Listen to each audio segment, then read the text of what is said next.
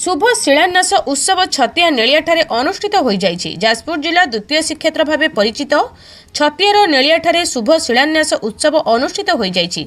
एथिरे मुख्य अतिथि भाव जोग देइथिले ओडिशार मान्यवर मंत्री पूर्त और आईन अबकारी मंत्री श्रीजुक्त पृथ्वीराज हरिचंदन।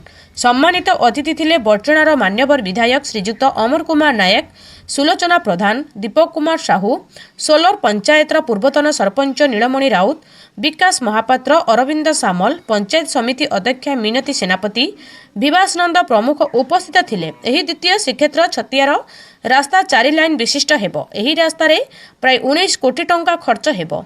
एथिपाई एही रास्ता काम हेले दूररू आसुथुवा भक्त मानक जीवा आसिबा सुविधा को दृष्टि रे रखी एही रास्ता काम को शीघ्र काम सारिबा पई मंत्री मध्य निर्देश दैछंती।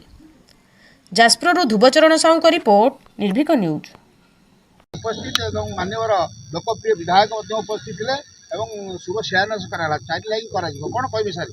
आज ए अंचलवासी सौभाग्य आम मानकर बहुत दिन दाबी, अंचलवासी मानकर बहुत दिन दाबी 4 थाकिया होउची जगन्नाथ सड़क आज उन्नतीकरण शुभ शिलान्यास है। मानवर मंत्री श्रीयुक्त पृथ्वीराज हरिचंदन महोदय एवं मानवर विधायक श्रीयुक्त अमर कुमार नायक महोदय उद्यम आमर बड़चना विधायक अक्लांत परिश्रम अक्लांत उद्यम अच्छी ए दिगरे 4 थाकिया रास्ता होउची। आम अंचलवासी बहुत खुशी ए कथा को नहीं।